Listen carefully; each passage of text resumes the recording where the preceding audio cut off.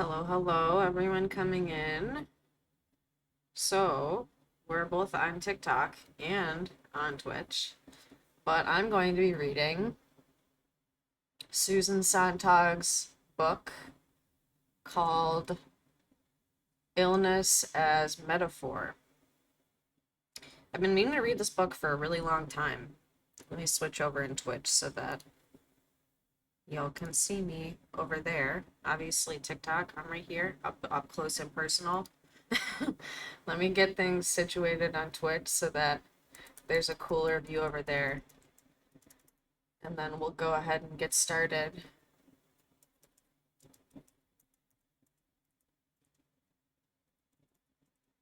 Get comfy. What's up? What's up? Let's get wrecked, son. I like that. We're gonna be reading Illness as Metaphor. I made the title of the book wasn't right in my video that I made about this.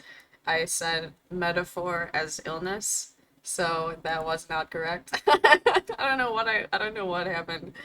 Uh, my brain flipped the words around, but all right. Edited the stream info. I was gonna put up a picture of. Oh, nice. Hopefully you didn't get sunburned. So okay, I was gonna switch. You know what? We'll probably just keep it like this. Actually, I'm gonna flip y'all around. So okay, because I had a picture up. But honestly, if you want to take a peek at the summary, I'll put it up for just while I'm reading the summary, I think. So yeah, okay. Do that. Let me switch here. Actually, okay, we'll do like this. Everyone on Twitch should be able to see that, and I think y'all can see that too, at least if you get a good close-up look. So like I said, I'm gonna be reading Susan Sontag's book called Illness as Metaphor, and this is a little overview. So it says, thanks for exploring. Oh wait, no, that's just a little thing from the website. So it says Susan Sontag's 1978 book Illness as Metaphor is an 87-page work of critical theory exploring the language we use to describe disease and its victims. The work was originally published in the New York Review of Books as 3 long-form essays. Sontag wrote Illness as Metaphor while undergoing treatment for breast cancer, though not mentioned in the text. This genre critical theoretical examinations of social and cultural events or phenomena was where Sontag established her reputation. Illness's Metaphor, along with many other works of Sontag's, occupied a rare space between obscure works of academia and mass paperbacks. The book is erudite, researched, and argumentative, while still being intelligible and accessible to a wide audience. For these reasons, the book is considered one of Sontag's most successful and is one of her most popular. The pages numbers in this guide correspond to the McGraw-Hill Ryerson's first printing the book from 1977. So that's like their little overview on this website. And then I'll probably read like these first two couple summaries and then we'll just get into the book. So the summary for this website says, in Illness as Metaphor, Susan Sontag examines the use of metaphors related to illness, in particular tuberculosis and cancer throughout several historical eras. The parameters of illness as metaphors focus are wide, with Sontag citing sources from antiquity, the 18th and 19th centuries, and accounts right up to the time of publication. At one point, she criticizes a previous essay of hers for employing a harmful metaphor about cancer, informing her argument about the way metaphors of illness cloud the understanding and treatment of disease while simultaneously placing blame on the victim. Sontag primarily cites the written works of authors, poets, and doctors. Implicit in this rhetorical maneuver is the idea that this set of people form the cultural perceptions of illness through their language. When, for example, Franz Kafka, Thomas Mann, or Henry David Thoreau expresses an idea about sickness through written language, that idea circulates throughout humanity. It is these perceptions, misperceptions, and social understandings that Sontag is attempting to reckon with. So, as I said, I started the Twitch earlier this week. It's up and running. If you'd like to see the fuller picture head over there. It's the exact same username as on here. But I think I'm gonna just do, I'm just gonna keep it like this. Because I like the way that this looks more. So, let's get into this. It starts with a little tiny intro. And then there's chapter 1. So it starts by saying, illness is the night side of life, a more onerous citizenship. Everyone who is born holds dual citizenship in the kingdom of the well and in the kingdom of the sick. Although we all prefer to use only the good passport, sooner or later each of us is obliged, at least for a spell, to identify ourselves as citizens of that other place. I want to describe not what it's really like to I want to describe not what it is really like to emigrate to the kingdom of the ill and live there, but the punitive or sentimental fantasies concocted about that situation. Not real geography, but stereotypes of national character. My subject is not physical illness itself, but the uses of illness as a figure or metaphor. My point is that illness is not a metaphor, and that the most truthful way of regarding illness, and the healthiest way of being ill, is one most purified of, most resistant to, metaphoric thinking. Yet it is hardly possible to take up one's residence in the kingdom of the ill unprejudiced by the lurid metaphors with which it has been landscaped. It is toward an elucidation of those metaphors and a liberation from them that I dedicate this inquiry. So that's her little starter. I'm already absolutely in love with her writing. I hope you all feel the same way. I'm so fucking stoked. Like, everyone in my field, media ecology, has spoken incredible things about Sontag, and this is my first reading of her work. So I am so fucking stoked that y'all are here. Please share this to anyone, especially folks that are COVID conscious, because that's especially who I'm reading this for. So, all right, chapter 1. 2 diseases have been spectacularly and similarly encumbered by the trappings of metaphor, tuberculosis, and cancer. The fantasies inspired by TB in the last century, by cancer now, are responses to a disease thought to be intractable and capricious, that is, a disease not understood, in an era in which medicine's central premise is that all diseases can be cured. Such a disease is by definition mysterious. For as long as its cause was not understood, and the ministrations of doctors remained so ineffective, TB was thought to be an insidious, implacable theft of a life. Now it is cancer's turn to be the disease that doesn't knock before it enters. What's up, Blake? We're reading Sontag's Illness as Metaphor. Mrs. Dr. Bird. Now it is cancer's turn to be the disease that doesn't knock before it enters. Cancer that fills the role of an illness experienced as a ruthless, secret invasion. Also, thank you for the follow, Avery Lemon Sauce. What a cute name. A role it will keep until one day its etiology becomes as clear and its treatment as effective as those of TB have become. Also, thank you for the follow, Shannon Rain. It's, Sontag's Illness as Metaphor. I've been meaning to read this for years, so I'm excited y'all are here. Although the way in which disease mystifies is set against a backdrop of new expectations, the disease itself, once TB, cancer today, arouses thoroughly old-fashioned kinds of dread. Any disease that is treated as a mystery and acutely enough feared will be felt to be morally, if not literally, contagious. Thus, a surprisingly large number of people with cancer find themselves being shunned by relatives and friends and are the object of practices of decontamination by members of their household, as if cancer, like TB, were an infectious disease.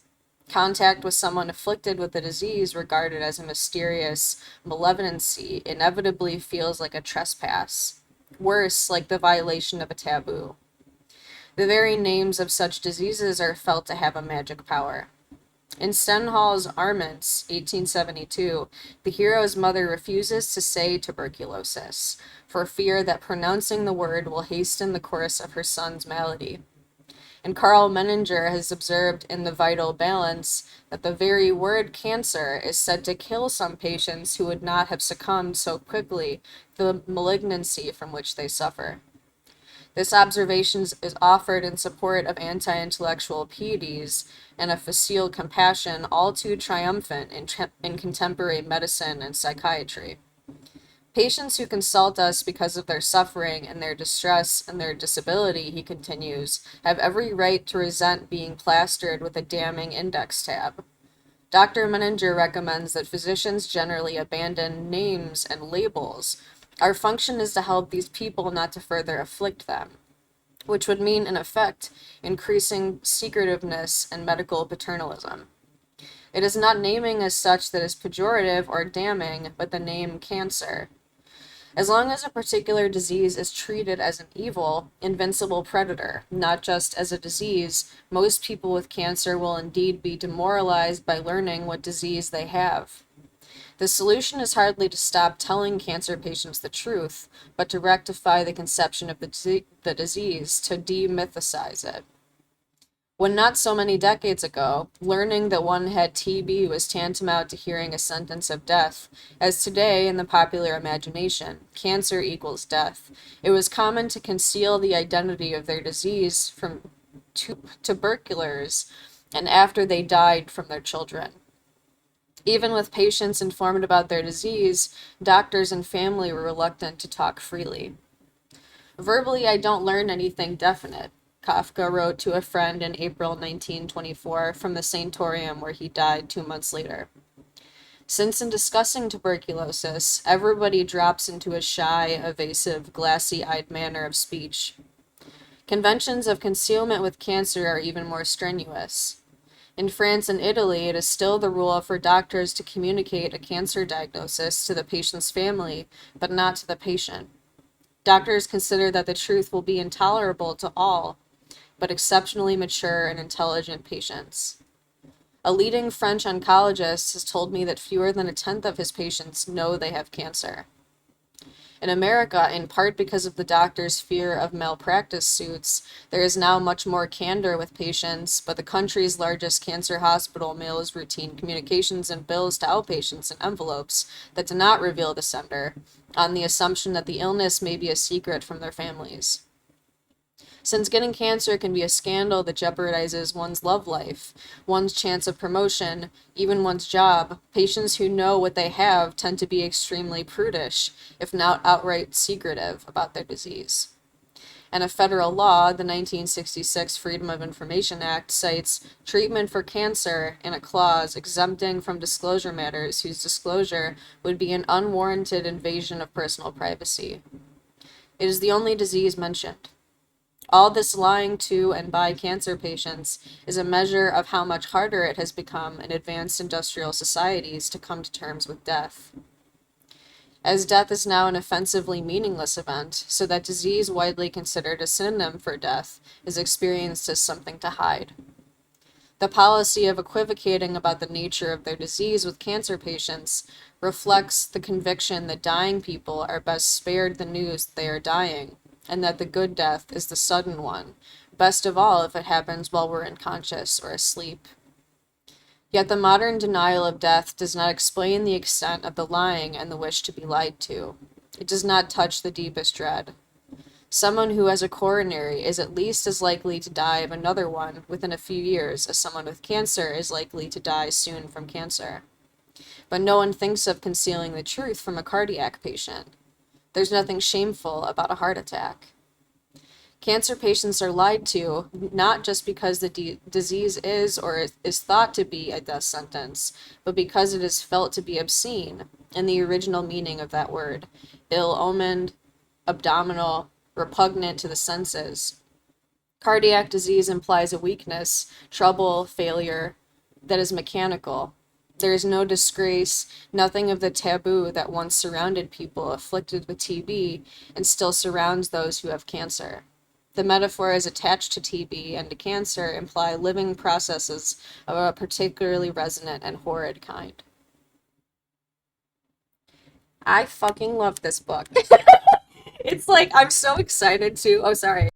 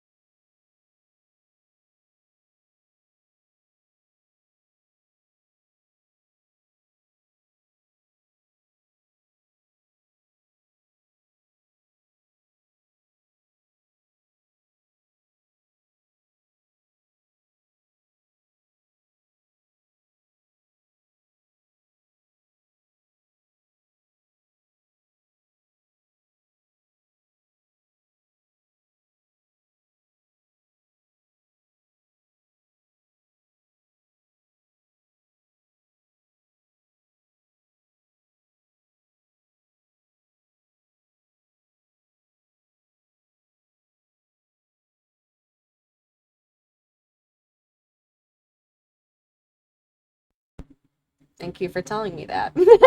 I think I was the only one in here before, so I appreciate you. I know sometimes I tap this and then so whenever you stop seeing this light up, it means that it's not on. So thank you for telling me that, by the way. And thank you for the follow. All right. TikTok can still hear me, so it's hard for me to know. But yeah, think about the similarities and differences between what she's talking about in the late 70s and thank you. And what we're going through now, because I'm like super interested in continuing that conversation and like seeing what kind of inspiration and like perspective she can inspire and what her work can bring to us. All right, number 3. The most striking similarity between the myths of TB and of cancer is that both are or were understood as diseases of passion. Fever in TB was a sign of an inward burning. The tubercular is someone consumed by ardor, that ardor leading to the dissolution of the body. The use of metaphor is drawn from TB to describe love, the image of a diseased love, of a passion that consumes, long antedates the Romantic movement. Starting with the Romantics, the image was inverted, and TB was conceived as a variant of the disease of love. In a heartbreaking letter of November 1st, 1820, from Naples, Keats, forever separated from Fanny Brawne, wrote, "If I had any chance of recovery from tuberculosis, this passion would kill me." As a character in The Magic Mountain explains, symptoms of disease are nothing but a disguised manifestation of the power of love, and all disease is only love transformed. What's up? Oh, thank you for saying that. As once TB was thought to come from too much passion, afflicting the reckless and sensual, today many people believe that cancer is disease of insufficient passion, afflicting those who are sexually repressed, inhibited, unspontaneous, and capable of expressing anger.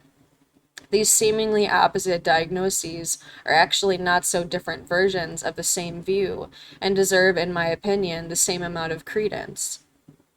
For both psychological accounts of a disease stress the insufficiency or the bulking of vital energies.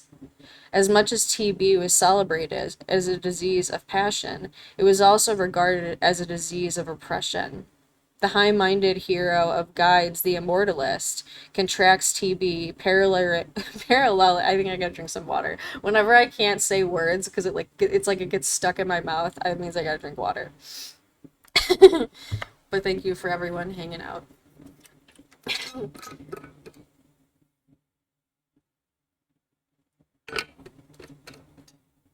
All right. The high-minded hero of Guides the Immortalist contracts TB, paralleling what Guide perceived to be his own story, because he has repressed his true sexual nature. When Michel accepts life, he recovers. With this scenario, today Michel would have to get cancer. As cancer is now imagined to be the wages of repression, so TB was once explained as the ravages of frustration. What is called a liberated sexual life is believed by some people today to stave off cancer, for virtually the same reasons that sex was often prescribed to tuberculars as a therapy. In The Wings of the Dove, Millie Thale's doctor advises a love affair as a cure for her TB, and it is when she discovers that her duplicitous suitor, Merton Densher, what a name, is secretly engaged to her friend Kate Croy that she dies. And in his letter of November 1820, Keats exclaimed, "My dear Brown, I should have had her when I was in health, and I should have remained well." According to the mythology of TB, there is generally some passionate feeling which expresses itself in a bout of TB. But the passions must be thwarted, the hopes blighted, and the passion, although usually love, could be a political or moral passion. At the end of Turgenov's On the Eve, 1860, Insarov, the young Bulgarian revolutionary in exile, who is the hero of the novel, realizes that he can't return to Bulgaria. In a hotel in Venice, he sickens with longing and frustration, gets TB, and dies. According to the mythology of cancer, it is generally a steady repression of feeling that causes the disease. In the earlier, more optimistic form of this fantasy, the repressed feelings were sexual. Now, in a notable shift, the repression of violent feelings is imagined to cause cancer. The thwarted passion that killed Insurov was idealism. The passion that people think will give them cancer if they don't discharge it is rage. There are no modern Insurovs. Instead, there are cancer phobes like Norman Mailer, who recently explained that had he not stabbed his wife and acted out a murderous nest of feeling, he would have gotten cancer and been dead in a few years himself. I never heard that he said that, but wow, what a bold claim. Okay. It is the same fantasy that was once attached to TB, but in rather a nastier version. The source for much of the current fancy that associates cancer with the repression of passion is Wilhelm Reich, who defined cancer as a disease of following emotional resignation, a bioenergetic shrinking, a giving up of hope. Thank you for the follow, Gengar. Reich illustrated his influential theory with Freud's cancer, which he thought began when Freud, naturally passionate and very unhappily married, yielded to resignation. And this is a block quote. He lived a very calm, quiet, decent family life, but there is little doubt that he was very much dissatisfied genitally. Imagine if someone said, "Yeah, you know, how are you doing?" "Oh, I'm doing pretty unhappily genitally." both his both his resignation and his cancer were evidence of that. What an interesting theory. Freud had to give up as a person. He had to give up his personal pleasures, his personal delights, and his middle years. If my view of cancer is correct, you just give up, you resign, and then you shrink. End quote. Tolstoy's The Death of Ivan Ilyich is often cited as a case history of the link between cancer and characterological resignation. But the same theory has been applied to TB by Grodek, who defined TB as, another block quote, the pining to die away. The desire must die away, then, the desire for the in and out, the up and down of erotic love, which is symbolized in breathing. And with the desire, the lungs die away. The body dies away. End quote. As do accounts of cancer today, the typical accounts of TB in the 19th century all feature resignation as the cause of the disease. They also show how, as the disease advances, one becomes resigned. Mimi and Camille die because of their renunciation of love, beatified by resignation. Robert Louis Stevenson's autobiographical essay, Ordered South, written in 1874, describes the stages whereby the tubercular is tenderly weaned from the passion of life. In an ostentatious resignation is characteristic of the rapid decline of tuberculars, as reported at length in fiction. In Uncle Tom's Cabin, little Eva dies with preternatural serenity, announcing to her father a few weeks before the end, "My strength fades away every day, and I know I must go." All we learn of Millie Thiel's death in The Wings of the Dove is that she turned her face to the wall. That's so sad. What an image. Fuck. TB was represented as the prototypical passive death. Often it was a kind of unalive. In Joyce's The Dead, Michael Fury stands in the rain in Greta Conroy's garden the night before he leaves for the convent school. She implores him to go home. He said he did not want to live, and a week later he dies. TB sufferers may be represented as passionate, but are, more characteristically, deficient in vitality and life force. As in the contemporary updating of this fantasy, the cancer-prone are those who are not sufficiently sensual or in touch with their anger. This is how those two famously tough-minded observers, the Goncourt brothers, explain the TB of their friend Murger, the author of Scènes de la Vie de Bohème.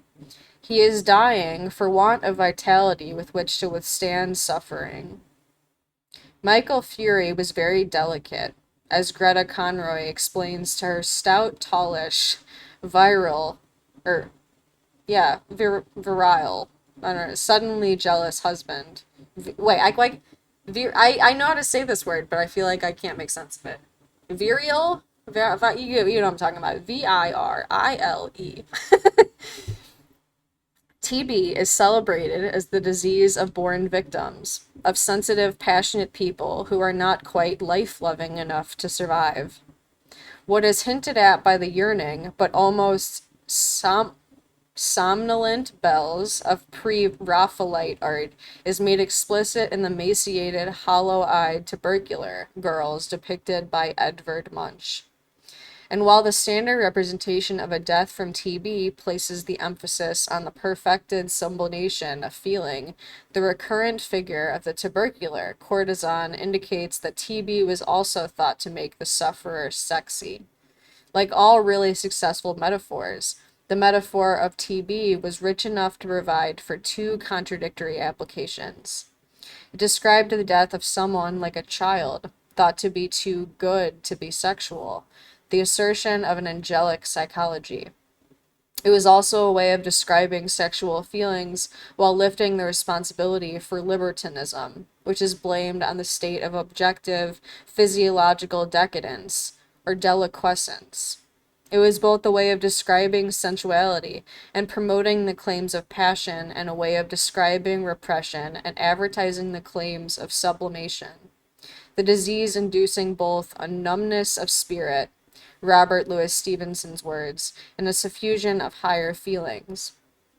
Above all, it was a way of affirming the value of being more conscious, more complex psychologically. Health becomes banal, even vulgar.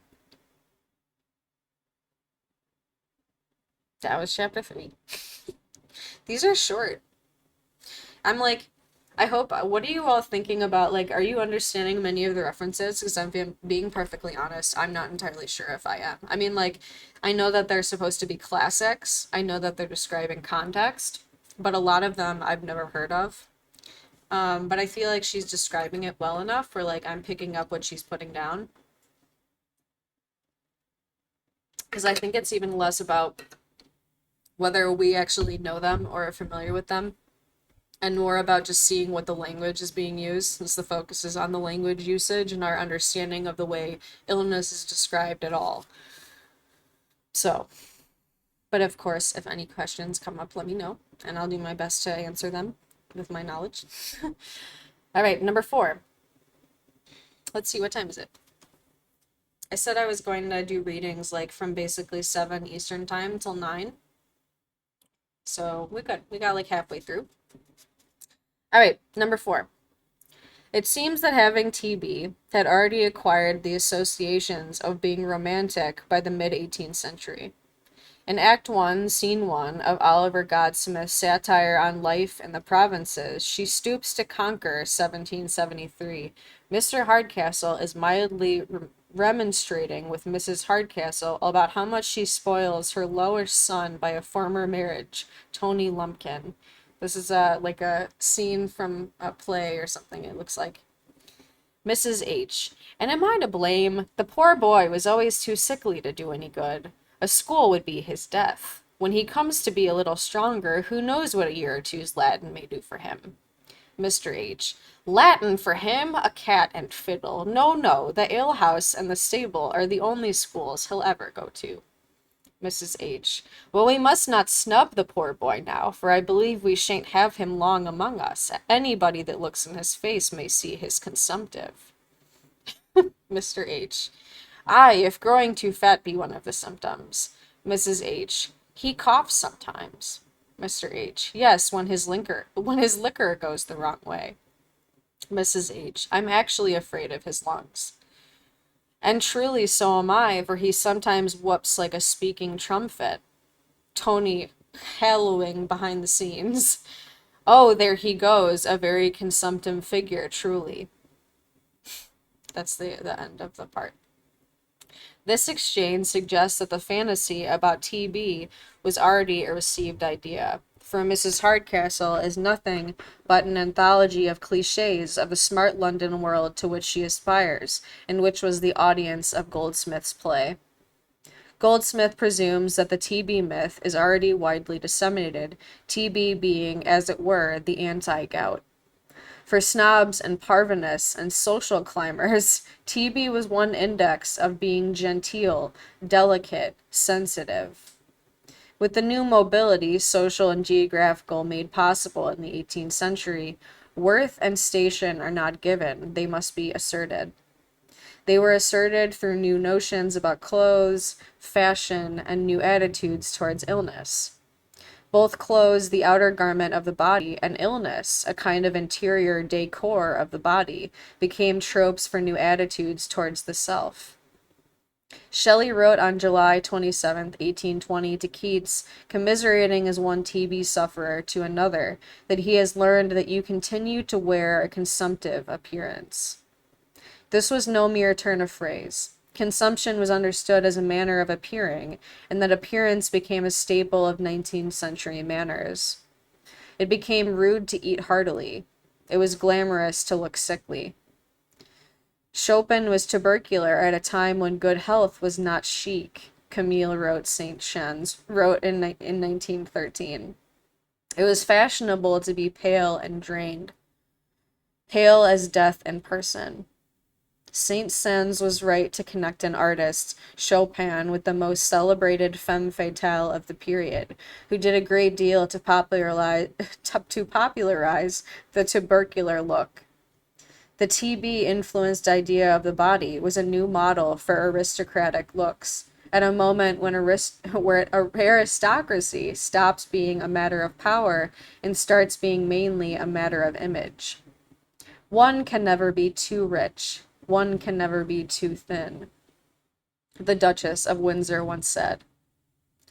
Indeed, the romanticizing of TB is the first widespread example of that distinctively modern activity promoting the self as an image. The tubercular look had to be considered attractive once it came to be considered a mark of distinction, of breeding. I cough continually, Marie Bashkirtsev wrote in the once widely read journal, which was published after her death at 24 in 1887. But for a wonder, far from making me look ugly, this gives me an air of languor that is very becoming. Thank you for the follow, original RHI. What was once the fashion for aristocratic femme fatales and aspiring young artists became eventually the province of fashion as such. 20th century women's fashions, with their cult of thinness, are the last stronghold of the metaphors associated with the romanticizing of TB in the late 18th and early 19th centuries. Many of the literary and erotic attitudes known as romantic agony derived from tuberculosis and its transformations through metaphor. Agony became romantic in a stylized account of the disease's preliminary symptoms. For example, debility is transformed into languor, and the actual agony was simply suppressed. Wan, hollow-chested young women and pallid, rachitic young men vied with each other as candidates for this mostly, at that time, incurable, disabling, really awful disease. When I was young, wrote Théophile Gautier, I could not have accepted as a lyrical poet anyone weighing more than 99 pounds. Yay, welcome back. I'm glad that you made it back all right. Note that Gautier, says lyrical poet, apparently resigned to the fact that novelists had to be made of coarser and bulkier stuff. We're reading Susan Langer's book called Illness as Metaphor. Gradually, the tubercular look, which symbolized an appealing vulnerability, a superior sensitivity, became more and more the ideal look for women. While great men of the mid and late 19th century grew fat, founded industrial empires, wrote hundreds of novels, made wars, and plundered continents. One might reasonably suppose that this romanticization of TB was a merely literary transfiguration of the disease, and that in the era of its great dep- depredations, TB was probably thought to be disgusting as cancer is now. Surely everyone in the 19th century knew about, for example, the stench and the breath of the consumptive person. Describing their visit to the dying Murger, the Goncourts note the odor of rotting flesh in his bedroom. Yet all the evidence indicates that the cult of TB was not simply an invention of romantic poets and opera librettists, but a widespread attitude, and that the person dying young of TB really was perceived as a romantic personality. One must suppose that the reality of this terrible disease was no match for important new ideas, particularly about individuality. It is with TB that the idea of individual illness was articulated, along with the idea that people are made more conscious as they confront their deaths, and in the images that collected around the disease, one can see emerging a modern idea of individuality that has taken in the 20th century a more aggressive, if no less narcissistic form. Sounds familiar, wouldn't you say? Sickness was a way of making people interesting, which is how romantic was originally defined. Schlegel, in his essay on the study of Greek poetry, 1795, offers the interesting as the ideal of modern, that is, romantic poetry. Right? Dookie Mookie said, in sickness and in health, I suppose. That was super funny. The ideal of perfect health, novelists wrote in a fragment from the period of 1799 to 1800, is only scientifically interesting. What is really interesting is sickness, which belongs to individualizing. This idea of how interesting the sick are was given its boldest and most ambivalent formulation by Nietzsche in The Will to Power and other writings, and though Nietzsche rarely mentioned a specific illness, those famous judgments about individual weakness and cultural exhaustion or decadence incorporate and extend many of the cliches about TB. The romantic treatment of death asserts that people were made singular, made more interesting by their illnesses. I look pale, said Byron, looking into the mirror. I should like to die of a consumption. Why? Asked a friend who was visiting Byron in Athens in October 1810. Because the ladies would all say, look at that poor Byron, how interesting he looks in dying. Perhaps the main gift to sensibility made by the Romantics is not the aesthetics of cruelty and the beauty of the morbid, as Mario Praz suggested in his famous book, or even the demand for unlimited personal liberty, but the nihilistic and sentimental idea of the interesting.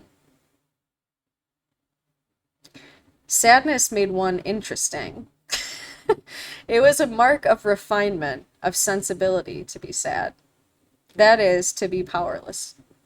In Steinhaldt's Armance, the anxious mother is reassured by the doctor that Octave is not, after all, suffering from tuberculosis, but only from that dissatisfied and critical melancholy characteristic of young people of his generation and position.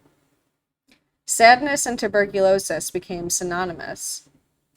The Swiss writer Henry Emile, himself tubercular, wrote in 1852 in his journal Intime, and this is a block quote, sky draped in gray pleated by subtle shading, mist trailing on the distant mountains, nature despairing, leaves falling on all sides like the lost illusions of youth under the tears of incurable grief.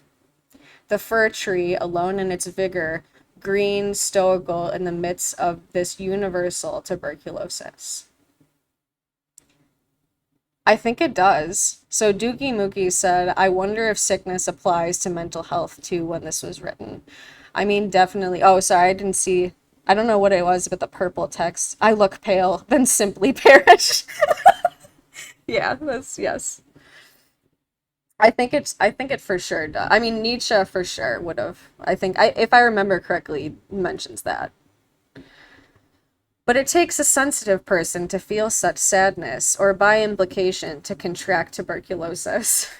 The myth of TB constitutes the next to last episode in the long career of the ancient idea of melancholy, which was the artist's disease, according to the theory of the four humors. The melancholy character, the tubercular, was a superior one. Sensitive, creative, a being apart. This is very like I drink whiskey because I hate myself like vibes. Is melancholy not just nostalgia? That's a mm, technically. I mean, there's definitely a feeling of memory to it. I think no, you're onto something.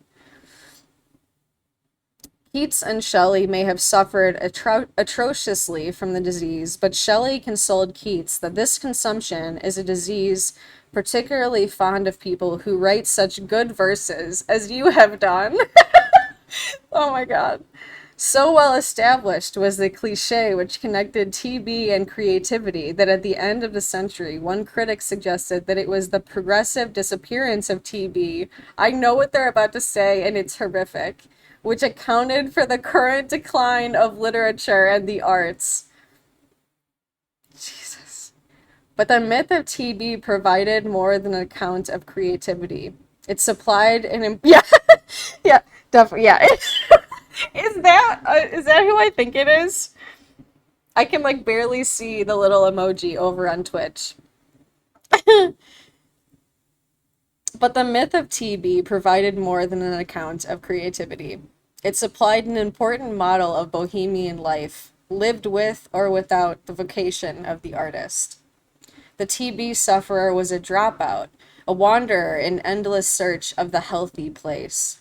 Starting in the early 19th century, TB became a new reason for exile, for a life that was mainly traveling. Neither travel nor isolation in a sanatorium was a form of treatment for TB before then. For some reason, your comment was held as if LMAO is a swear word. There we go. I'd never seen that happen before. There we go. Oh, okay. All right. So well established. Oh no, I just read that. There were special. No, wait. Okay. Where were we? There were special places thought to be good for tuberculars. In the early 19th century Italy, then islands in the Mediterranean or the South Pacific, in the 20th century, the mountains, the desert, all landscapes that had themselves been successively romanticized. Keats was advised by his doctors to move to Rome. Chopin tried the islands of the Western Mediterranean. Robert Louis Stevenson chose a Pacific exile. D.H. Lawrence roamed over half the globe. Yeah, you've been censored. The Romantics invented invalidism as a pretext for leisure and for dismissing bourgeois obligations in order to live only for one's art. It was a way of retiring from the world without having to take responsibility for the decision. The story of the Magic Mountain. After passing his exams and before taking up his job in a Hamburg shipbuilding firm, young Hans Castorp makes a 3-week visit to his tubercular cousin in the sanatorium at Davos. Just before Hans goes down, the doctor diagnoses a spot on his lungs. He stays on the mountain for the next 7 years. By validating so many possible subversive longings and turning them into cultural pieties, the TB myth survived irrefutable human experience and accumulating medical knowledge for nearly 200 years. Although there was a certain reaction against the romantic cult of the disease in the second half of the last century, TB retained most of its romantic attributes as the sign of a superior nature, as a becoming frailty through the end of the century and well into ours. It is still the disease of sensitive young artists in O'Neill's Long Day Journey into Night. Kafka's letters are a compendium of speculations about the meaning of tuberculosis, as is The Magic Mountain, published in 1924, the year Kafka died. Much of the irony of The Magic Mountain turns on Hans Castorp, the stolid burgher getting TB, the artist's disease from man's novel, is a late self-conscious commentary on the myth of TB. But the novel still reflects the myth. The burgher is indeed spiritually refined by his disease. To die of TB was still mysterious and often edifying, and remained so until practically nobody in Western Europe and North America died of it anymore. Although the incidence of the disease began to decline precipitously after 1900 because of improved hygiene, the mortality rate among those who contracted it remained high. The power of the myth dispelled only when proper treatment was finally developed, with the discovery of streptomycin in 1944 and the introduction of isoniazid in 1952. Ooh, hygiene! Ooh, let's go, hygiene! Hygiene, let's go! I really think, like, when I'm reading that, I don't know about y'all, but I'm thinking about how COVID for sure has been cast. It's definitely classed, like, for sure. I mean, COVID is, I think, if I had to put it in a hierarchy, which is absurd, no one should ever hierarchy anything that's a demographic category, I would say it's a disability issue, it's a racial issue, it's a class issue, and then it's a cis heterosexism issue. Because these are, I feel like, but they're all at the same time, obviously, because that's how the life works. It's never one thing at a time. All right. If it is still difficult to imagine how the reality of such a dreadful disease could be transformed so preposterously, it may help to consider our own era's comparable act of distortion under the pressure of the need to express romantic attitudes about the self. The object of distortion is not, of course, cancer, a disease which nobody has managed to glamorize, though it fulfills some of the functions as a metaphor that TB did in the 19th century. In the 20th century, the repellent harrowing disease that has made the index of superior sensitivity the vehicle of spiritual feelings and critical discontent is insanity. 8-Bit Aztec, thanks for the follow. The fancies associated with tuberculosis and insanity have many parallels. With both illnesses, there is confinement. Sufferers are sent to a sanatorium, the common word for a clinic for tuberculars and the most common euphemism for an insane asylum. Once put away, the patient enters a duplicate world with special rules. Like TB, insanity is a kind of exile. The metaphor of the psychic voyage is an extension of the romantic idea of travel that was associated with tuberculosis. To be cured, the patient has to be taken out of his or her daily routine. It is not an accident that the most common metaphor for an extreme psychological experience viewed positively, whether produced by drugs or by becoming psychotic, is a trip. That's fascinating. TV, yeah. I should do like a reading of this, but like we'll do like a replace, like a find and replace for like all the TBs with TVs. But Dookie Moogie says, I know you're saying TB, but I'm having a giggle thinking this is about television. In the 20th century, the cluster of metaphors and attitudes formerly attached to TB split up and are parceled out to two diseases. Some features of TB go to insanity, the notion of the sufferer as a hectic, reckless creature of passionate extremes, someone too sensitive to bear the horrors of the vulgar, everyday world. Other features of TB go to cancer, the agonies that can't be romanticized. TV certainly can send me to my fainting couch. I need a fainting. Where's a fainting couch when you need one? Not TB, but insanity is the current vehicle of our secular myth of self-transcendence. The romantic view is that illness exacerbates consciousness. Okay, but can we take for a second, like, okay, if I'm at, like, let's say a antique shop, whenever I see a fainting couch, I'm like, I need that fainting couch. Like it truly is. There is a dark part in my heart that is that is in the same spot that I put drinking too much whiskey, that adores the idea of a fainting couch, and I hate that. And this book is it's putting a mirror to that, and I don't like it. I'm in this, and I don't like it. This is why I like to have some carpet around the house. Yeah, that's a good idea. The floor. We gotta love the floor. Shout out to the floor. Okay. Not TB. Okay, yeah. Oh, wait. Yes. Other features of TB go go to cancer, the agonies that can't be romanticized. I think that's what I read last. Not TB, but insanity is the current vehicle of our secular myth of self-transcendence. Good. You are supported. The romantic view is that illness, oh wait, that's what I read last, exacerbates consciousness. Once illness was TB, now it is insanity that is thought to bring consciousness to a state of paroxysmic enlightenment. What a fucking word. The romanticization of madness reflects in the most vehement way the contemporary prestige of irrational or rude, spontaneous behavior, acting out of that very passionateness whose repression was once imagined to cause TB and is now thought to cause cancer. Also, like, shout out to the bell jar. That was the end of chapter 4, by the way. We are speeding through this. I am loving this book.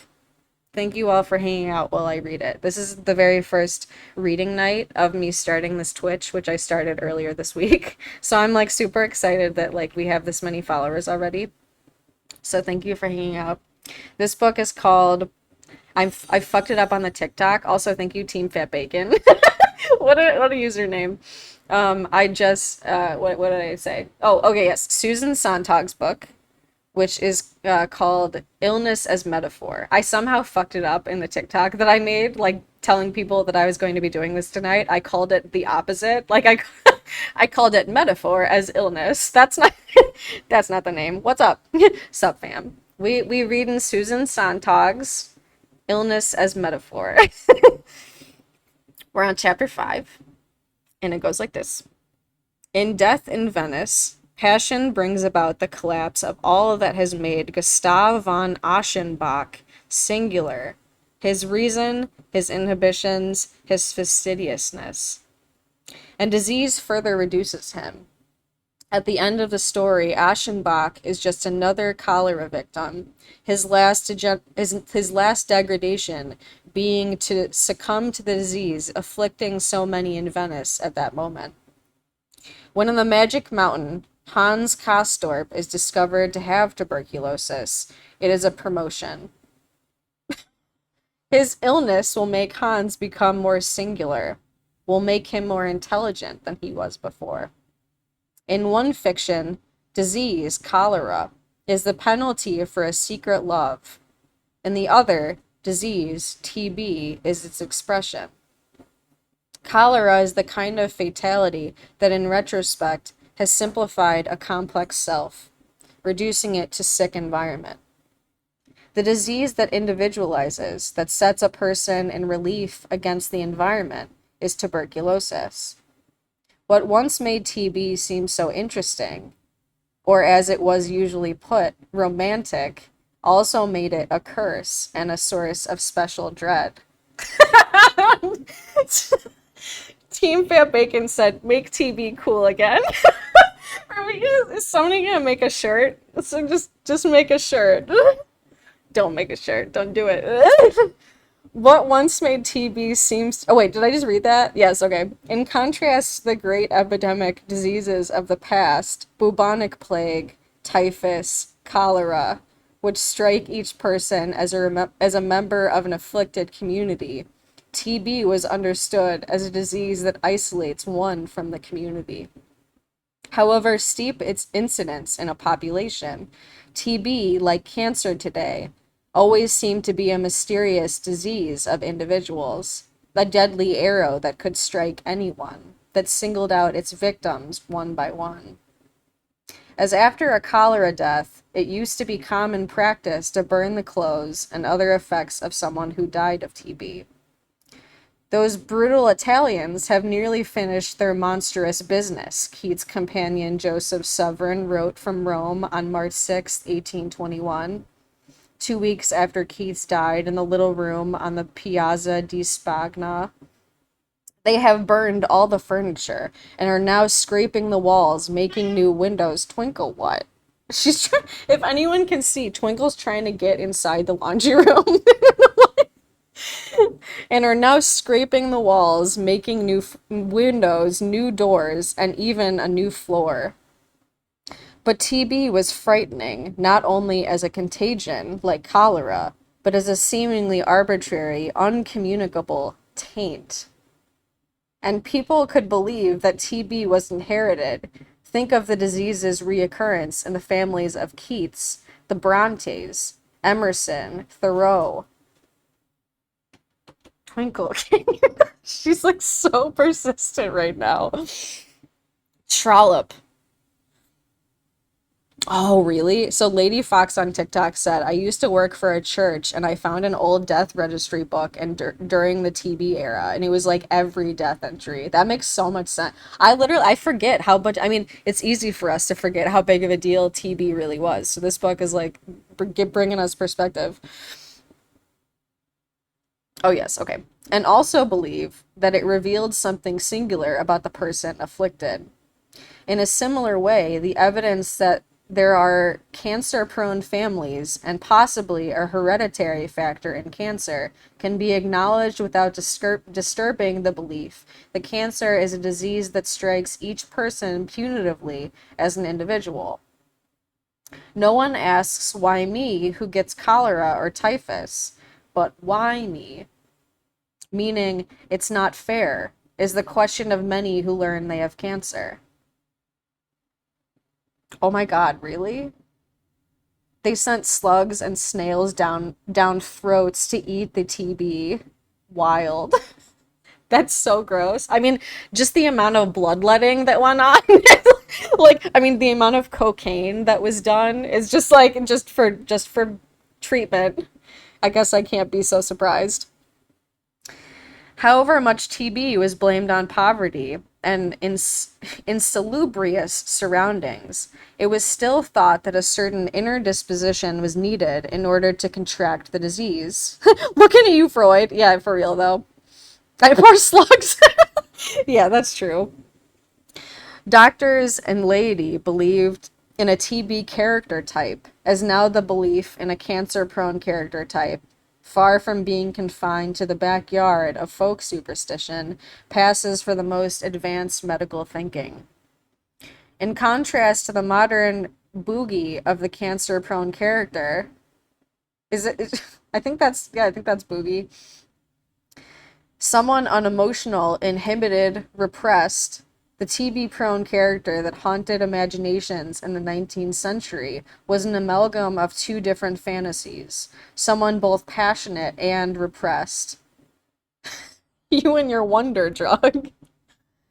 That other notorious scourge among 19th century diseases, syphilis, was at least not mysterious. Contracting syphilis was a predictable consequence. The consequence usually of having sex with a carrier of the disease. So among all the guilt-embroidered fantasies about sexual pollution attached to syphilis, there was no place for a type of personality supposed to be especially susceptible to the disease, as was once imagined for TB and is now for cancer. The syphilitic, yeah, that's a weird word to say. The syphilitic personality type was someone who had the disease. Oswald and Ibsen's Ghosts. Adrian Lovercoon in Dr. Faustus. Not someone who was likely to get it. In its role as Scourge,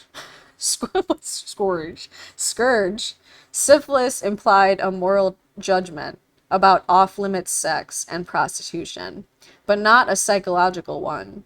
TB, once so mysterious as cancer, is now suggested judgments of a deeper kind, both moral and psychological, about the ill. Oh God. Did they really give mercury? Because I am and am not surprised if that actually happened. Mercury does wonders for depression and syphilis. The speculations of the ancient world made disease most often an instrument of divine wrath. Judgment was meted out either to a community, the plague in Book 1 of the Iliad that Apollo inflicts on the Achaeans in punishment for Agamemnon's abduction of Christ's daughter, Chris's daughter. I don't know. The plague in Oedipus that strikes Thebes because of the polluting presence of the royal sinner, or to a single person, the stinking wound in Philoctetes' foot. Look at how sensitive my skin is. I literally just scratched this like 2 times. I'm like a little mood board. Wow, they really did that. That's so this book came out in 1977 originally. But it's interesting to see like the context and then like the similarities and differences of what's happening with COVID, I think. The diseases around which the modern fantasies have gathered, TB, cancer, are viewed as forms of self-judgment, of self-betrayal. One's mind betrays one's body. My head and lungs have come to an agreement without my knowledge, Kafka said about his TB in a letter to Max Brod in September 1917. The term Mad Hatter comes from lining top hats with mercury. Was used for oh wow. This book is really good, right? So it's just been sitting. So I've had at least a some copy. I think I have a physical copy of it too. What's up? Welcome back. I'm gay. We're reading Susan Sontag's book, Illness as Metaphor. But yeah, this book is so good. Susan Sontag is a big deal in my field. And like I've been meaning to read her work for all like as long as I've been known of media ecology. So like I mean it's not been that long, but like what, 2019-ish? 2018? But yeah, I'm really enjoying this. It's super good. My head and lungs have come. Yeah, I already read that. Okay. Or one's body betrays one's own feelings, as in Mann's late novel, The Black Swan, whose aging heroine, youthfully in love with a young man, takes as the return of her menses what is actually a hemorrhage and the symptom of incurable cancer. The body's treachery is thought to have its own inner logic. Freud was very beautiful when he spoke, Wilhelm Reich reminisced. Then it hit him just here in the mouth. And that is where my interest in cancer began. That interest led Reich to propose his version of the link between a mortal disease and the character of those it humiliates. In the pre-modern view of disease, the role of character was confined to one's behavior after its onset. Like any extreme situation, dreaded illnesses bring out both people's worst and best. The standard accounts of epidemics, however, are mainly of the devastating effect of disease upon character. The weaker the chronicler's preconception of disease as a punishment for wickedness, the more likely that the account will stress the moral corruption made manifest by the disease's spread. Even if the disease is not thought to be a judgment on the community, it becomes one retroactively, as it sets in motion an inexorable collapse of morals and manners. Thucydides relates the ways in which the plague that broke out in Athens in 430 BC spawned disorder and lawlessness. The pleasure of the moment took the place both of honor and expedience, and corrupted language itself. And the whole point of Boccaccio's, that's actually his name, I think, Boccaccio? I don't know. That sounded way too much like that other word. Description of the Great Plague in 1348, in the first pages of the Decameron, is that the citizens of Florence behaved so badly.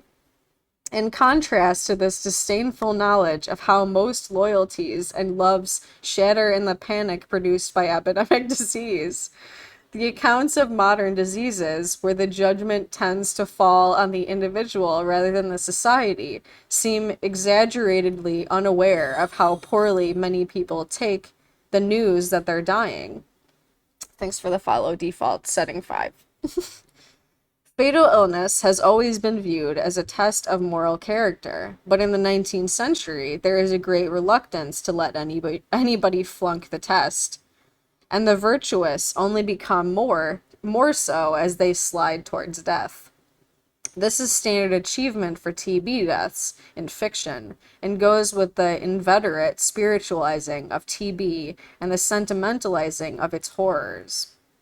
Tuberculosis provided a redemptive death for the fallen, like the young prostitute Fantine in Les Miserables, or a sacrificial death for the virtuous, like the heroine of Selma Lagerlof's The Phantom Chariot.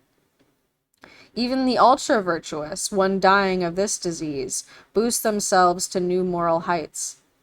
Uncle Tom's Cabin, little Eva, during her last days, urges her father to become a serious Christian and free his slaves. That's a little bit contradictory. The Wings of the Dove, after learning that her suitor is a fortune hunter, Millie Thale wills her fortune to him and dies. Dombey son, from some hidden reason, very imperfectly understood by himself, if understood at all, Paul felt a gradually increasing impulse of affection towards almost everything and everybody in the place.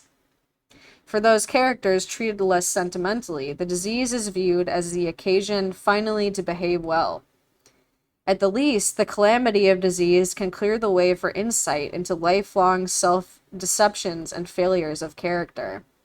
The lies that muffle Ivan Illich's drawn-out agony, his cancer being unmentionable to his wife and children, reveal to him the lie of his whole life.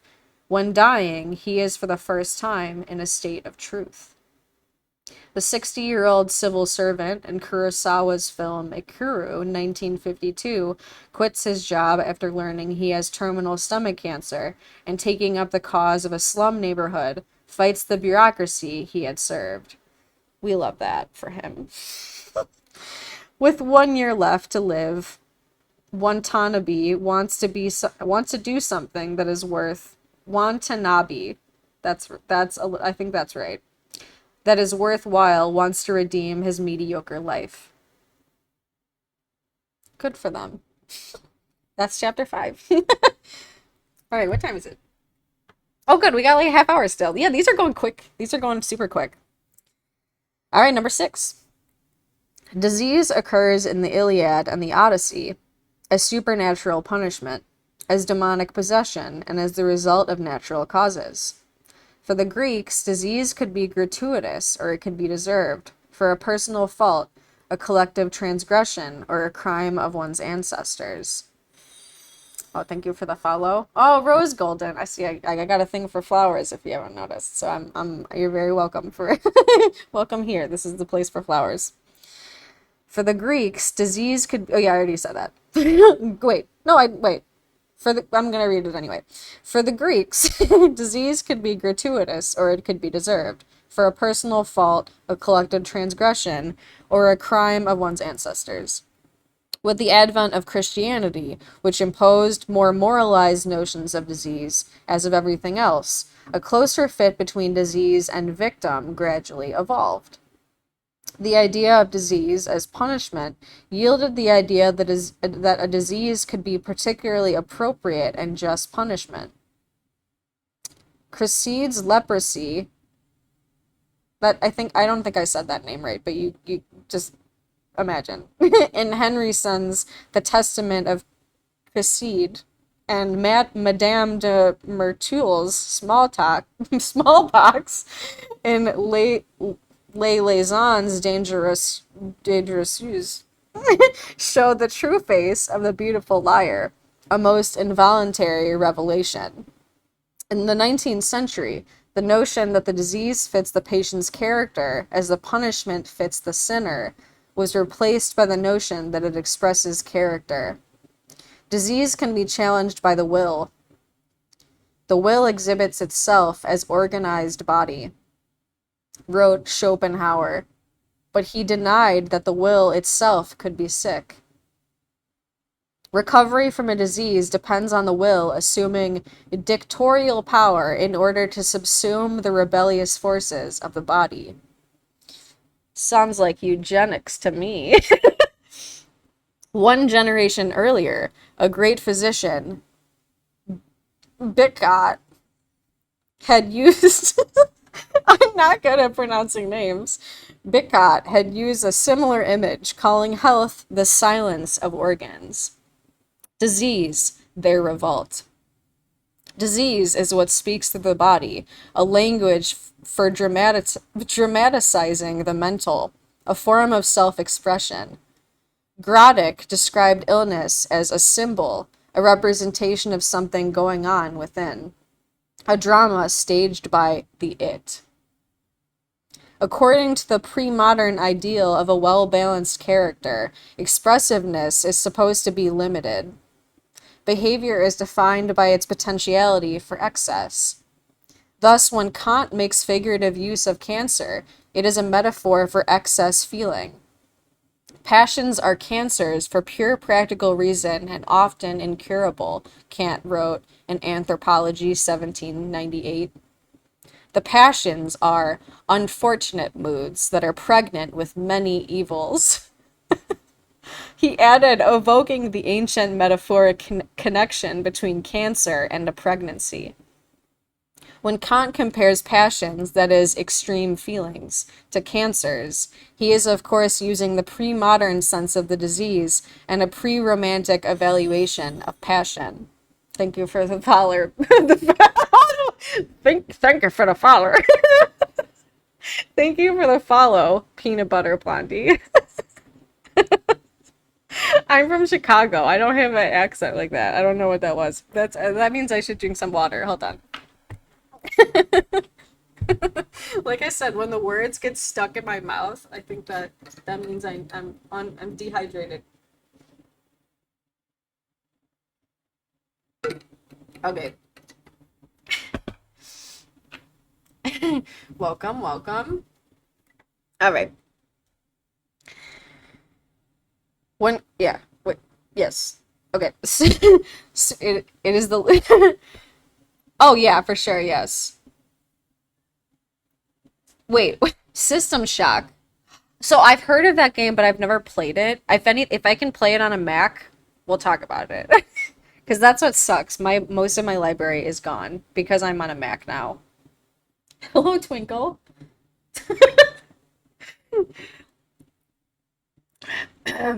Oh, weird. Hold on. Maybe I should drink more water. I feel like my throat just did a weird thing. Hi. I don't know what that was about. Frog and throat. All right. What the heck? There we go. We're back. Okay. Weirdness aside. Soon, turbulent feeling was to be viewed much more positively. There is no one in the world less able to conceal his feelings than Emile, said Rousseau, meaning it as a compliment. Oh, okay, nice. All right, I'll definitely check it out then. I know I'm not really tied to League of Legends. What was it, on Monday, I think I put it? It's just like one of the only games I can get my computer to play. But yeah, that's for sure. It could be literally any game. I could just change it. Oh, for sure. I trust AI, kind of. Not really. As excess feelings become positive, they are no longer analogized in order to denigrate them to a terrible disease. Instead, disease is seen as the vehicle of excess feeling. TB is a disease that makes manifest intense desire, that discloses, in spite of the reluctance of the individual, what the individual does not want to reveal. The contrast is no longer between moderate passions and excessive ones, but between hidden passions and those which are brought into the open. Illness reveals desires of which the patient probably was unaware. Diseases and patients become subjects for decipherment, and these hidden passions are now considered a source of illness. He who desires but acts not breeds pestilence, Blake wrote, one of his defiant proverbs of hell. I need to see a horror show called Proverbs of Hell as soon as possible. The early romantics sought superiority by desiring, and by desiring to desire, more intensely than others do. The inability to realize these ideals of vitality and perfect spontaneity was thought to make someone an ideal candidate for TB. Contemporary romanticism starts from the inverse principle that it is others who desire intensely, and that it is oneself. The narratives are typically in the first person, who has little or no desire at all. They are precursors of the modern romantic egos of unfeeling in 19th century Russian novels. Pechorin in Lermontov's A Hero of Our Time, Stavrogin in The Possessed, thanks for the follow, Palmetto Hearts. But they are still heroes, restless, bitter, self-destructive, tormented by their inability to feel. Even their glum, merely self-absorbed decadence, Rockinton, and there's no way I'm pronouncing that right. It's a French name. In Sartre's Nausea and Meursault in Camus' The Stranger seem bewildered by their inability to feel. The passive, affectless anti-hero who dominates contemporary American fiction is a creature of regular routines or unfeeling debauch, not self-destructive but prudent. Not moody, dashing, cruel, just disassociated. The ideal candidate, according to contemporary mythology, for Cancer. Machismo, it breeds. It's just cancer. And all those Pall Malls. Ceasing to consider disease as a punishment which fits the objective moral character, making it an expression of the inner self, might seem less moralistic. But this view turns out to be just as, or even more, moralistic and punitive. With the moral diseases, once TB, now cancer, the romantic idea that the disease expresses the character is invariably extended to assert that the character causes the disease because it has not expressed itself. Passion moves inward, striking and blighting the deepest cellular recesses. The sick man himself creates his disease, Roddick wrote. He is the cause of the disease, and we need seek none other. Bacalai heads Groddick's list of mere external causes, followed by chills, overeating, overdrinking, work, and anything else. Anything else? What? Like, that's like, just say you don't know. At the end of the last time I saw you stream, you didn't rate anyone. I know. Okay, so I'm literally like 5 days into knowing anything about this at all, so I probably should. Who should we raid? On Twitch, even if you only have 1 or 2 viewers, if we raid a stream with 100 people and beg them to follow you, you could probably hit 50 easy. Yeah, that's a good point. I mean, I'm so close. I have faith. I'm like, I want to, yeah, it's a good idea. We'll do that after. If anything, help us find who we should raid.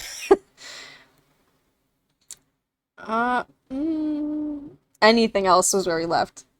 Yeah, it makes total sense. Yeah. Oh yes, okay.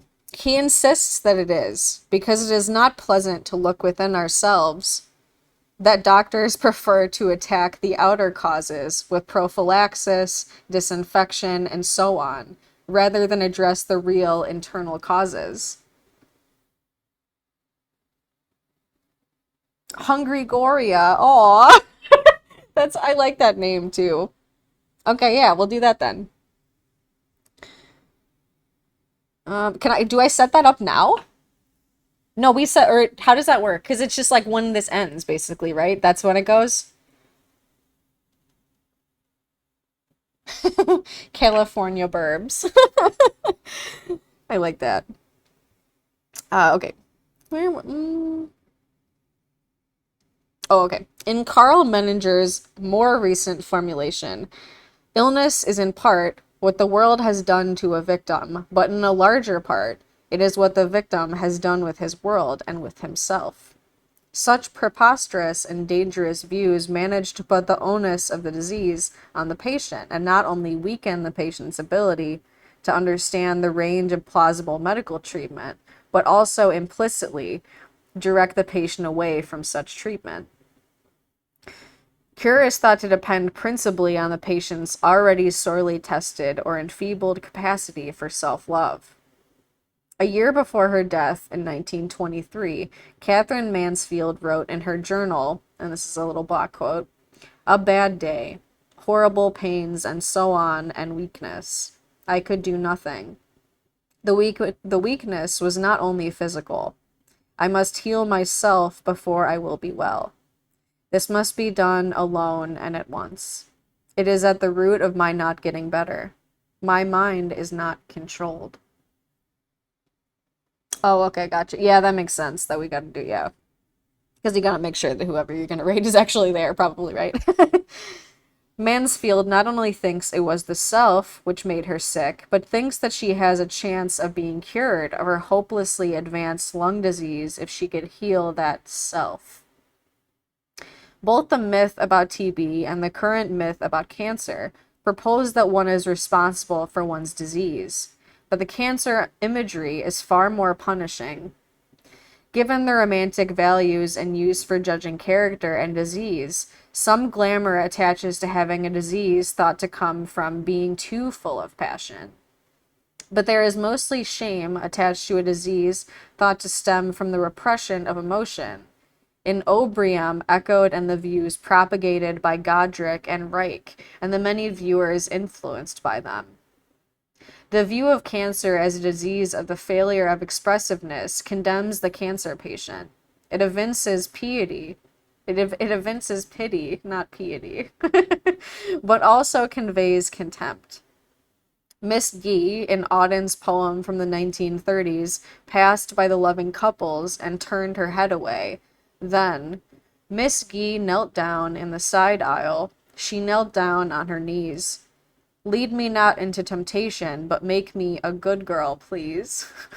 I have to say that with a very specific face. The days and nights went by her like waves round a Cornish wreck. She bicycled down to the doctor with her clothes buttoned up to her neck. She bicycled down to the doctor and rang the surgery bell. "Oh, doctor, I've a pain inside me, and I don't feel very well." Dr. Thomas looked her over, and then he looked some more, walked over to his wash basin, said, "Why didn't you come before?" Dr. Thomas sat over his dinner, though his wife was waiting to ring, rolling his bread into pellets, said, "Cancer's a funny thing. Nobody knows what's the cause is, though some pretend they do. It's like some hidden assassin waiting to strike at you. Childless women get it, and men when they retire. It's as if there had to be some outlet for their foiled creative fire." That's the poem. The tubercular could be an outlaw or a misfit. The cancer personality is regarded more simply, and with condensation, as one of life's losers. Napoleon, Ulysses S. Grant, Robert A. Taft, and Hubert Humphrey have all had their cancers diagnosed as the reaction to political defeat and the curtailing of their ambitions. And the cancer deaths of those harder to describe as losers, like Freud and Wittgenstein, have been diagnosed as the gruesome penalty enacted for a lifetime of instinctual renunciation. Few remember that Rimbaud died of cancer.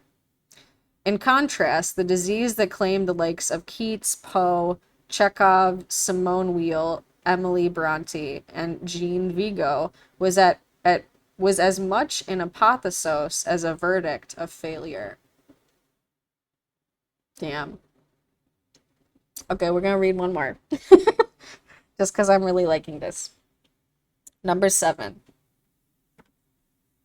Ending on a lucky number. Cancer is generally thought an inappropriate disease for a romantic character. In contrast to tuberculosis, perhaps because unromantic depression has supplanted the romantic notion of melancholy. A fitful strain of melancholy, Poe wrote, will ever be found inseparable from the perfection of the beautiful. Depression is melancholy minus its charms and the animation, the fits. Supporting the theory about the emotional causes of cancer is a growing literature and body of research, and scarcely a week passes without a new article announcing to some general public or the other the scientific link between cancer and painful feelings. Investigations are cited. Most articles refer to the same ones in which, out of, say, several hundred cancer patients, 2/3 or 3/5 report being depressed or unsatisfied with their lives and having suffered from the loss, through death or rejection or separation, of a parent, lover, spouse, or close friend. But it seems likely that of several hundred people who do not have cancer, most would also report depressing emotions and past traumas. This is called the human condition. And these case histories are recounted in a particularly forthcoming language of despair, of discontent, and obsessive preoccupation with the isolated self, and its never altogether satisfactory relationships, which bears the unmistakable stamp of our consumer culture. It is a language many Americans now use about themselves. Investigations carried out by a few doctors in the last century showed a high correlation between cancer and that era's complaints. In contrast to contemporary American cancer patients, who invariably report having feelings of isolation and loneliness since childhood, Victorian cancer patients described overcrowded lives, burdened with work and family obligations and bereavements. These patients don't express discontent with their lives as such or speculate about the quality of its satisfactions and the possibility of a meaningful relationship.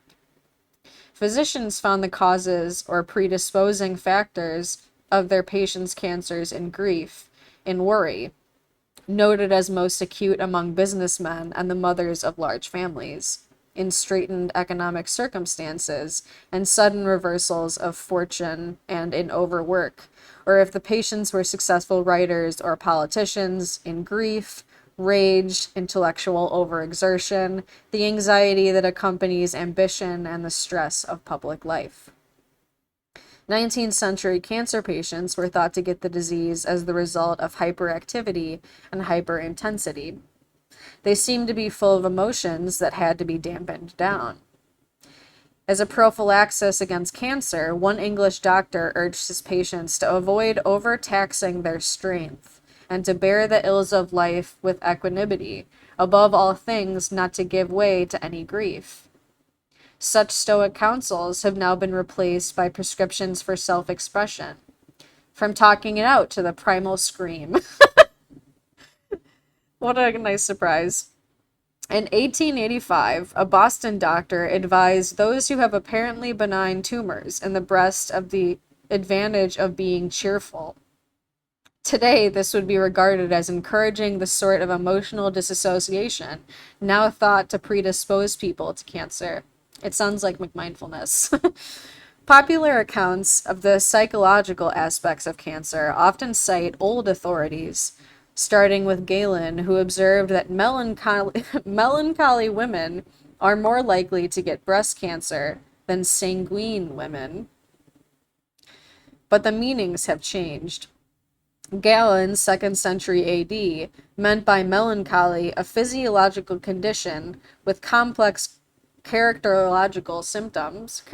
Characterological symptoms. We mean a mere mood. Grief and anxiety, said the English surgeon Sir Astley Cooper in 1845, are among the most frequent causes of breast cancer. But the 19th century observations undermined rather than support late 20th century notions, evoking a manic or manic depressive character type, almost the opposite of that forlorn, self hating, emotionally inert creature, the contemporary cancer personality. As far as I know, no oncologist convinced of the efficacy of polychemotherapy and immunotherapy is treating patients has contributed to the fictions about a specific cancer personality. Needless to say, the hypothesis that distress can affect immunology responsiveness and in some circumstances lower immunity to disease is hardly the same as or constitutes evidence for the view that emotions cause diseases, much less for the belief that specific emotions can produce specific diseases. Recent conjecture about the modern cancer character type finds its true antecedent and counterpart in the literature on TB, where the same theory, put in similar terms, had long been in circulation. In his Morbidus Angelicus, 1672, Gideon Harvey declared melancholy and choler to be the sole cause of TB, for which he used the metaphoric term corrosion. In 1882 or 1881, not to be mistaken with 1882, a year before Robert Koch published his paper announcing the discovery of the tubercle bacillus and demonstrating that it was the primary cause of that disease, a standard medical textbook gave as the causes of tuberculosis hereditary disposition, unfavorable climate, sedentary indoor life, defective ventilation, deficiency of light, and depressing emotions. Though the entry had to be changed for the next edition, it took a long time for these notions to lose credibility. I'm mentally ill. The disease of the lungs is nothing but an overflowing of my mental disease, Kafka wrote to Melania in 1920. Melina. I had Elden Ring on the brain. Millennia. Applied to TB, the theory that emotions cause diseases survived well into this century, until finally it was discovered how to cure the disease. The theory's fashionable current application, which relates to cancer to emotional withdrawal and lack of self-confidence and confidence in the future, is likely to prove no more tenable than its application to tuberculosis. In the plague-ridden England of the late 16th and 17th centuries, according to the historian Keith Thomas, it was widely believed that the happy man would not get plague. This is so Jesus. The fantasy that a happy state of mind would fend off disease probably flourished for all infectious diseases before the nature of infection was understood. If only. Yeah. Yes. Theories that diseases are caused by mental states can be cured by willpower are always an index of how much is not understood about the physical terrain of disease. Moreover, there is a particularly modern predilection for psychological explanations of disease as of everything else. Psychologizing seems to provide control over the experiences and events, like grave illnesses, over which people have in fact little or no control. Psychological understanding undermines the reality of a disease. That reality has to be explained. It really means, or is a symbol of, or must be interpreted so. For those who live neither with religious consolations about death, nor with a sense of death or of anything else as natural, death is the obscene mystery, the ultimate affront, the thing that cannot be controlled. It can only be denied. A large part of the popularity and persuasiveness of psychology comes from its being a sublimated spiritualism, a secular, ostensibly scientific way of affirming the primacy of spirit over matter. Oh no. I'm sorry. then that in this word is split up in my brain, can't make sense of it, I swear. Eluctably, ineluctably, whatever, a material reality, disease can be given a psychological explanation. Death itself can be considered ultimately a psychological phenomena. Grodek declared in the book of the It, he was speaking of TB, he alone will die who wishes to die, to whom life is intolerable. The promise of a temporary triumph over death is implicit in much of the psychological thinking that starts from Freud and Jung. Oh no. At the least, there is the promise of triumph over illness. A physical illness becomes in a way less real, but in compensation, more interesting, so far as it can be considered a mental one. Speculation throughout the modern period has tended steadily to enlarge the category of mental illness. Oh, here we go. We're finally, I forget who said it earlier, but we're finally here. Oh, thank you. You too. Indeed, part of the denial of death in this culture is a vast expansion of the category of illness as such. Illness expands by means of two hypotheses. The first is that every form of social deviation can be considered an illness. Thus, if criminal behavior can be considered an illness, then criminals are not to be condemned or punished, but to be understood as a doctor understands, treated, cured. The second is that every illness can be considered psychologically. Illness is interpreted as basically a psychological event, and people are encouraged to believe that they get sick because they unconsciously want to, and that they can cure themselves by the mobilization of will, that they can choose not to die of the disease. Psychological theories of illness are a powerful means of placing the blame on the ill. Patients who are instructed that they have unwittingly caused their disease are also being made to feel that they have deserved it.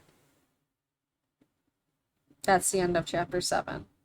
I think that's a really good place to end too, to be honest. Like, I know I couldn't decide like how much of a stickler I would actually be about like the 2 hours, because I put it just as like honestly a random period of time.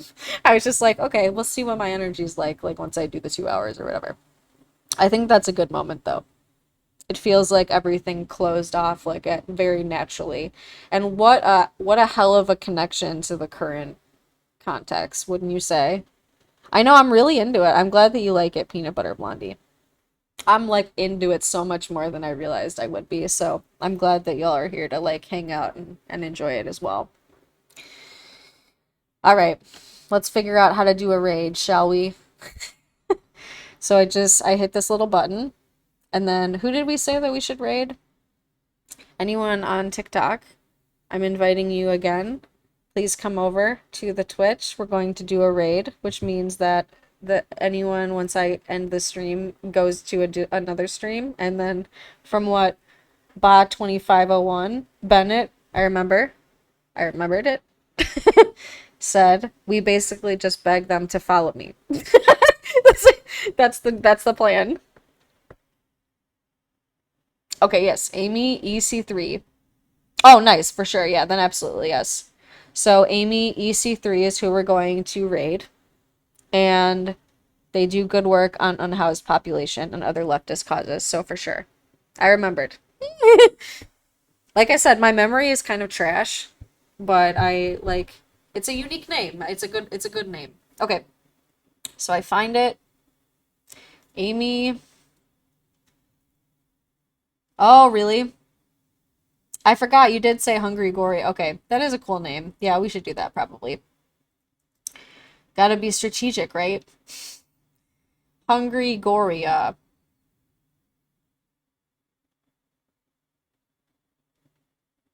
There is an error in fetching your followed. Oh, is it because I have to follow them? Probably, duh, right? Okay, let me see what I got. I probably gotta follow them like on. I gotta follow them on here first because I think I have it's probably my own settings that are literally blocking it. Hungry Gloria. I see. Follow.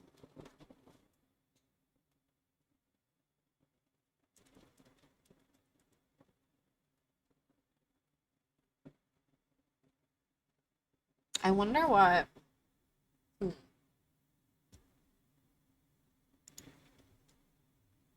I wonder if it won't reflect, like refresh. I wonder.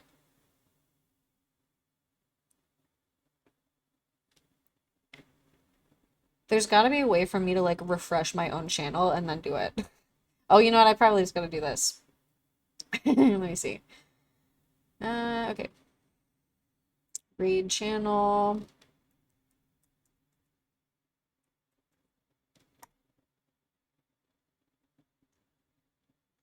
I might just not be able to do it right now. It just keeps saying that there's an error fetching your followed channels, and there's like a little picture of a phone with a sad face.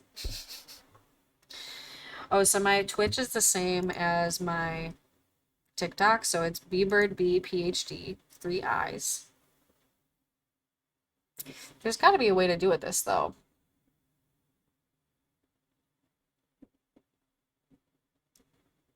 Mm.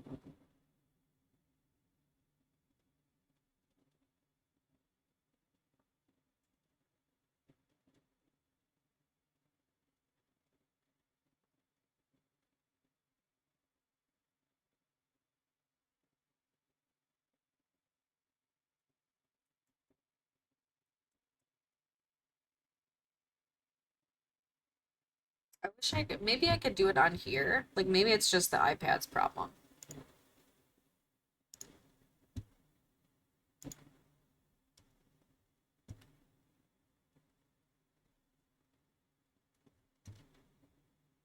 Hmm.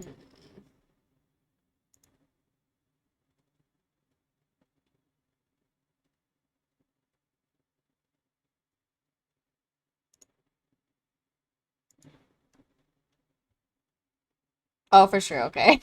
Yeah, thank you. I think this I bet it'll probably work if I do it over here. Raid channel. Yeah, I'm not getting there. Yeah, here you go. All right, start raid. What are they looking at over there? I like see a little preview of it. There we go. I did it, I think. Y'all ready to raid? Baby's first raid. So we just, oh, I just hit raid now. This is so interesting. Raid now. Proceed, raid. Night, night. We're raiding, we're raiding. Another person came in. Hello, welcome.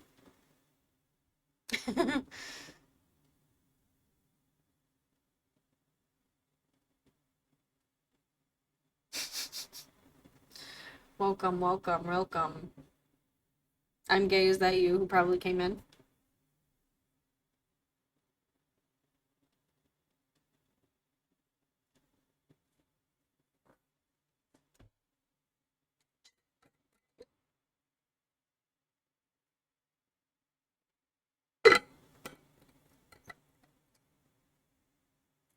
All right, well,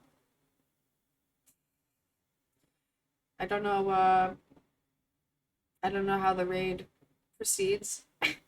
I feel like I'm like a leader of a battalion that just sent people off, and I'm just sort of sitting here at leisure. Oh, thank you for the follow, Leo Z. Double, well, 3 zeros for me.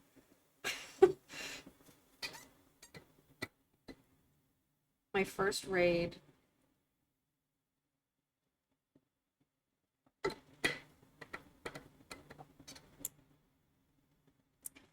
All right, y'all. Well, thanks again for listening to me read. Like I said, I'm loving this book. It's so good. Like I always heard really good things about Susan Sontag, but this is really surpassing like all the expectations I had. It's like really hitting spot. Oh, Twinkle with CB. It's in the same way that oh, you got your wheel yawn. I wish she was like right here so you all could have seen how cute that yawn was. Oh, nice. Okay, cool. But yeah, I'm loving this book as much as I loved. I know, cutie. As much as I loved Amy Lutkin's memoir, The Lonely Hunter, How Our Search for Love is Broken. That was a really good book, and I never read. I like I said, I never read memoirs, but something since that colleague who read my dissertation recommended it to me, I was like, all right, I'm gonna read this. Hilarious. The sound on that, because I finished it on here, not as good as I wanted it to be, but it is what it is. The lo-fi was a little bit drowny, but it's still a good book. Good personality. I'm gonna try to get the other recordings of because I read the whole thing on TikTok Live. Like otherwise from the readings on here, because I think on Twitch I read 13 through 15, and then I finished the 16 and the like epilogue or the conclusion. I forget what you had. But yeah, really good. All right, y'all. I don't know how, like I said, I don't know how the raid proceeds. But thanks again for hanging out. I appreciate all your support. I'm excited how close we are to 50 already within like such a short period of time. Because from what I've learned about like just like peeking at forums and stuff about Twitch, that's kind of hard to come by in such a short period of time. So it really means a lot to me to have all of your support and just to like hang out and stuff. I think it's gonna be really, really cool just doing this in addition to like all the stuff we do on like TikTok and other places. So yay. All right. I might play like more Stardew Valley. I can't decide, but I'm gonna end this stream and then start another one. If I do. I can't decide if I will though. But either way, drink your water, eat a snack, get some rest.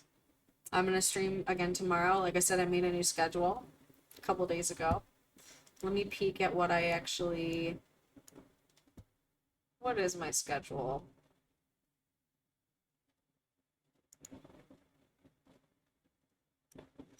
Let's take a peek. My schedule is today, of course, reading 7 to 9. And then I have Friday poetry night. So I have like a whole shit ton of poetry published. Like a lot. like well, I have like hundreds and hundreds and hundreds of poems. But I also have like at least like almost 100 published between my poetry books and like stuff I have published in like journals and stuff. So I was like, I want to read poetry, and why not do it on Friday when like odds are good COVID conscious folks are looking for stuff to do. So, because that's what I really want this to be, is just like an opportunity for us to kind of have like another place to go and just like hang out and like do stuff that we used to be able to do more regularly in physical places before COVID. So other than that, I have Saturday Night Horror Shorts. I used to have this blog called Scaredy Bird, and I like started it between my master's and starting my PhD. And I would just watch horror shorts, so like short horror films that were like under 5 minutes, and then rate them out of 5 stars. And so we're just watching those again and like hanging out, maybe like spooky stories or something. And then Sunday was just like a just chatting kind of thing, but maybe games also. Monday is games. Oh my gosh, oh my gosh, I'm so gay. Thank you for the follow. So the counter on here is actually a little bit off. This is so tiny. Oh, nice. Okay, that's so cute though. We hit the followers goal. I think that Twitch says that it's still like a couple followers down, but I'm still super stoked about this, so thank you. I don't know what Twitch counts off of. What a cute little completion thing. So, like I said, Monday, random video games. Tuesday, I made another TikTok about that. Let's TikTok about it Tuesday.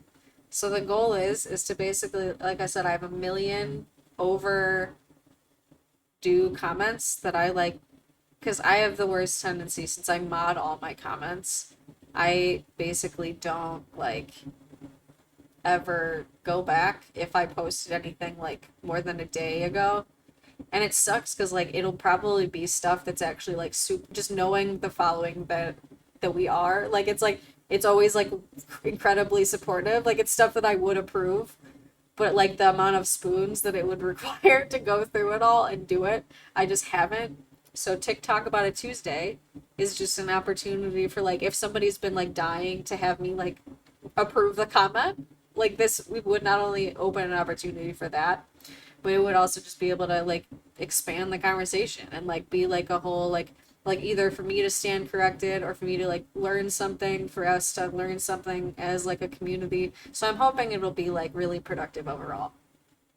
I'm excited to like bridge out the conversations and like stuff that we talk about in like a different type of platform to this one. I think it'll be cool. Welcome, welcome. So tonight we did a reading of Susan Sontag's book, like a part of it at least, like 7 parts of it. It's called Illness as Metaphor. It's been really, really good. If that sounds like something you're into, definitely check it out after I close, which will be in a little bit. I was just describing what the schedule will look like because I made it like 2 days ago. All right.